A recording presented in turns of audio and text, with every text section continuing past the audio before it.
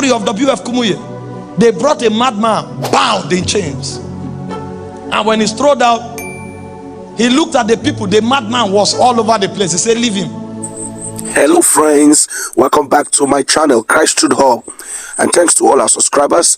And if you are watching this video right now and you have not subscribed to this channel, please do well to subscribe right now. Just hit the notification bell and press the subscription button so that you can subscribe and get our updates. In this video, Apostle Mike Orokpo spoke about words. Actually, words are powerful. I want you to watch this video and learn a lesson. This video will help you to know how to control your words, how to help you understand that your words are spirits and they are not just ordinary. There are lots of people who just speak anyhow. Some parents speak to their children. Some people speak words into their life, negative words like, I can't do this, I can't succeed here, this is too difficult, I don't think I'm capable, this is where my life is going to end. And you do not know that those words are weapons by which Satan uses against you, because Satan uses your words and also God uses your words. God will use your word to lift you. Satan will also use your words to bring you down.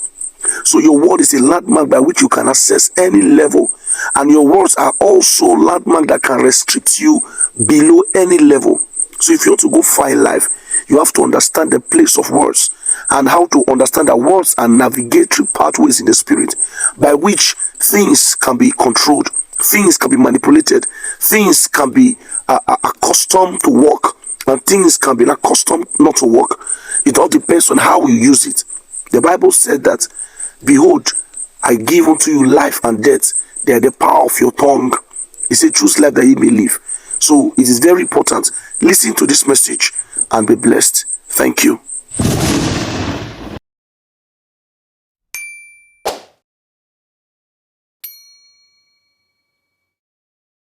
Gift. That's why sometimes he will look at you, he will not say anything. You can talk, he will just nod. He knows if he talks to you, you are blessed. You will think it's pride, but he knows something. Have you not seen? Somebody shared a testimony. He took a huge sum of money. A huge sum of money to go and see one of the fathers of faith. He came in from another country. He waited from morning to evening, only for them to tell him, sorry, you can't see God's servant today. And the truth is, God's servant was busy. Because since he came and sat outside, God's servant was in the office. And so when they were closing the office and asked everybody to leave and come tomorrow, he had to return to his country. Frustrated, he was just walking away. And to his dismay, not up to 5 minutes, God's servant was driving past. And he wind down. My son! The guy turned. What is the challenge? He knelt down and said, I came from Sierra Leone. My ministry, I've been struggling. Nothing is working. I make flyers every week. Nobody comes. I do publicity and radio jingles. Nobody comes. I go live on the internet. Nobody's watching. And after putting all the labor of fasting and prayer, I come to church, talk to myself and my wife.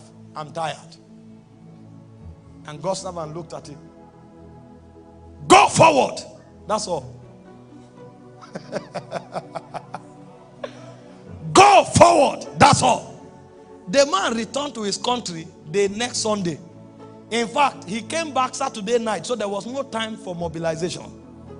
And when he entered church on Sunday, as opening prayer was going on, all the seats in front were filled.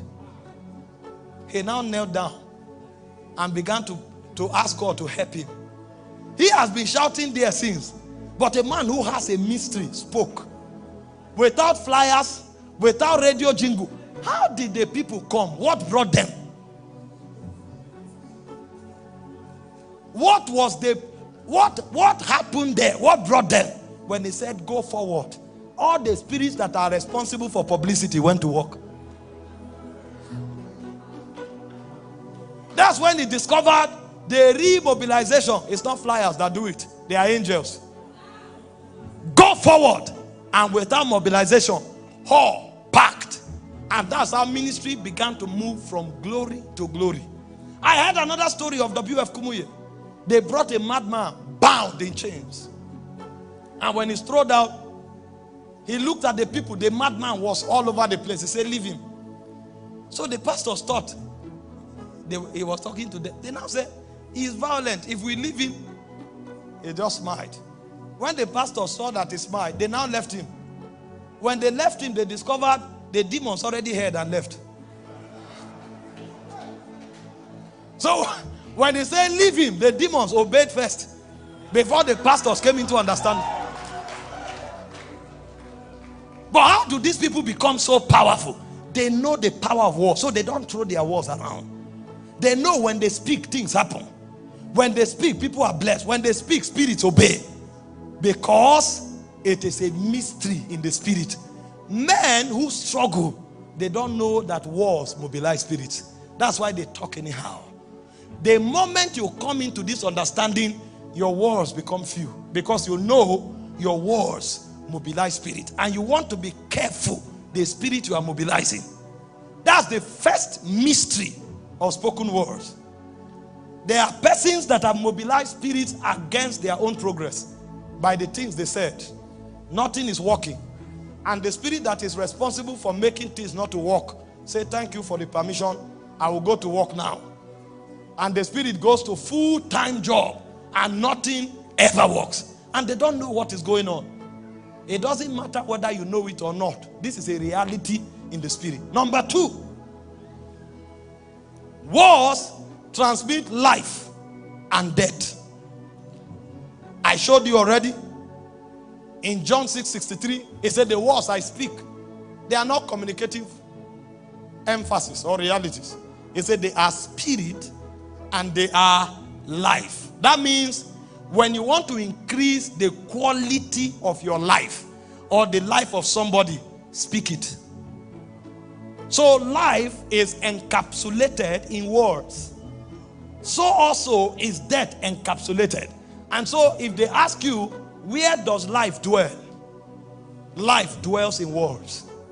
That's why in John chapter 1, it said that word was made flesh.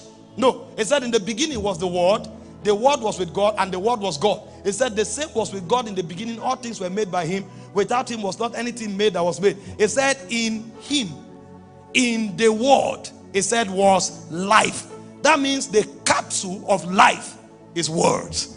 So also the capsule of death is words. So every time men speak, they either release death or they release life. In Proverbs chapter 18 verse 21, the Bible made a very striking statement. It said life and death are not in the tongue. They are in the power of the tongue. The power of the tongue is spoken words. And so a man can choose to eat life. He can choose to eat death. So every time you speak life, you are actually feeding on life. And every time you speak death, you are actually speaking on death. So the second mystery of spoken words is the fact that life and death are encapsulated in words. It's only men that think words are for communication. Spirits know better. You can kill yourself by talking. You can kill your child by talking. You can kill the economy by talking.